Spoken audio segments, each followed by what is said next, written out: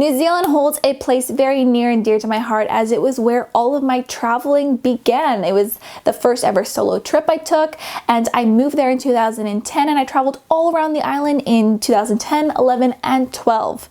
I know a lot about New Zealand, so here are my top 12 things you need to go see and do in New Zealand. Mount Cook National Park. Home to New Zealand's highest mountains and longest glaciers, this place is a world-class spot for mountaineering. All types of nature lovers will appreciate the just biodiversity, the pure beauty of this area. It is my #1 favorite place in New Zealand around Mount Cook area. It is just so darn beautiful, like stunning, stunningly beautiful. The Bay of Islands. So here you'll find over 140 tropical islands which are home to penguins, dolphins, and whales. So it's famous for like scuba diving, boating, and all of the beautiful beaches. It's one of New Zealand's like vacation spots, so many Aucklanders and people from all around New Zealand have vacation homes up in the Bay of Islands because it stays the warmest all year round. It's the warmest part of New Zealand, so that's where you'll get all of the tropical weather. And if you are exploring the Bay of Islands, take a day trip up to Cape Reinga.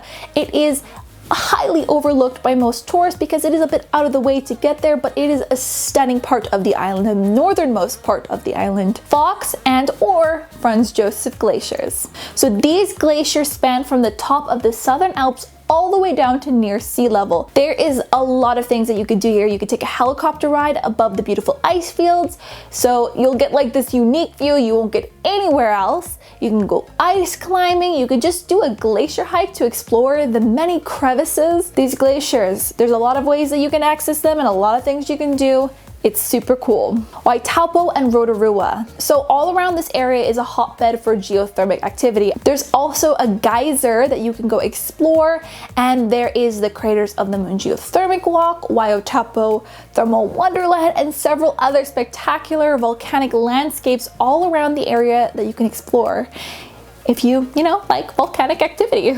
Queenstown. This is New Zealand's adventure capital and it has something for everybody. There is bungee jumping. I mean, like a lot of different types of bungee jumping, many different canyons and bridges you can jump off of or canyon swing off of. And if you're not feeling like jumping off a bridge, you can jump out of a plane because they offer skydiving. This is where I went skydiving and it was a most spectacular area to go skydiving in. There is jet boats that you can take out, whitewater rafting that you can do. In the wintertime, you can do downhill skiing. It is literally backpack central as there are dozens of backpacker bars and nightlife galore.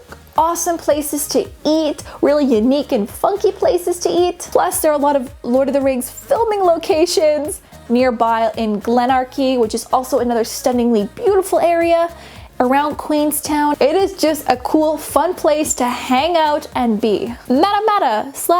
Hobbiton. Regardless if you are a Lord of the Rings fan or not, however though if you are a Lord of the Rings fan, you will appreciate this much more, is that you can visit the real life set of Hobbiton in Matamata. Because the production company, so the people that filmed Lord of the Rings and Hobbiton, built the set on a farmer's land, and then he decided to keep the set in one piece, and it's open to tours where you can go explore the little hobbit holes and the pub, and it's just a really awesome, cool experience that you're not gonna get realistically anywhere else in the world, like a real life movie set that feels like you are in another world, another village. So it's super cool.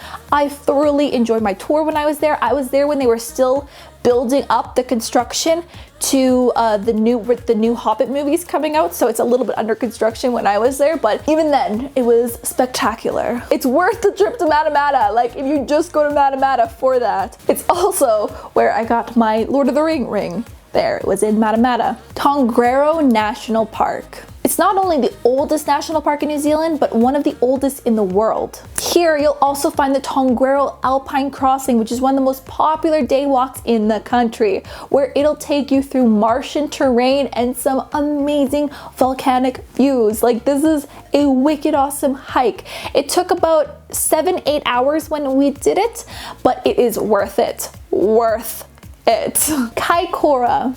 The charming village of Kaikoura is home to some of the most diverse sea life in the country. Whale watching is one of the most popular activities here, but there's also a chance you could see dolphins, sea lions, sea otters, and a whole variety of marine life. It's just a really cool village and very different to other parts of New Zealand. Wellington. I love Wellington. I find that it is the perfect size city for me. It's really easy to get around. You can find great food. You can take a dip in like the city beach. You can walk along the ocean boardwalk. You can catch a view up the cable car where it is just so picturesque. There's beautiful gardens and all of the city is built up on the hillside. So every view is a view of the ocean and of the bay, and it's just I don't know, I just really like Wellington. I really enjoyed Wellington. Waitomo Caves. If you've never been caving before, Waitomo Caves are perfect for you. They offer a whole variety of caving options where you can go tubing, you can go black water rafting where you like sit in these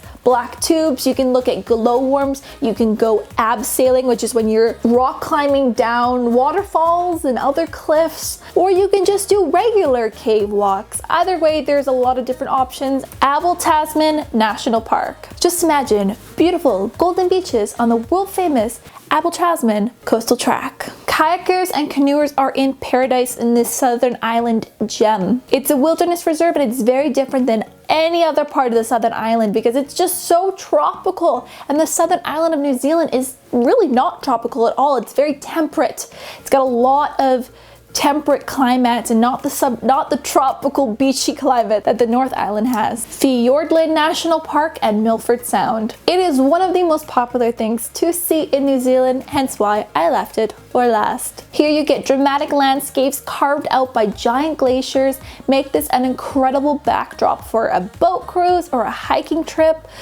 Try and catch it on a sunny day though, because it's even more spectacular. However though, if you do catch it on a rainy day, you get to see the waterfalls, the many waterfalls, which is also very special in and of itself. So there you go. I hope you've enjoyed these top 12 things to do in New Zealand. If you are looking to go there, again, I highly recommend this for beginner travelers, people who are just starting out. Even if you're just starting out on your first solo trip and you've done other travel before, New Zealand is so easy to get around and access and explore, and there's so much to see and do. So I highly recommend it for beginners. So don't forget to give this video a thumbs up and let me know down below in the comments where else you would like to see me cover in my next list video. Plus, don't forget to subscribe to my YouTube channel for more tips and travel advice coming right at you. Okie dokes. All right, see you guys again soon. Bye!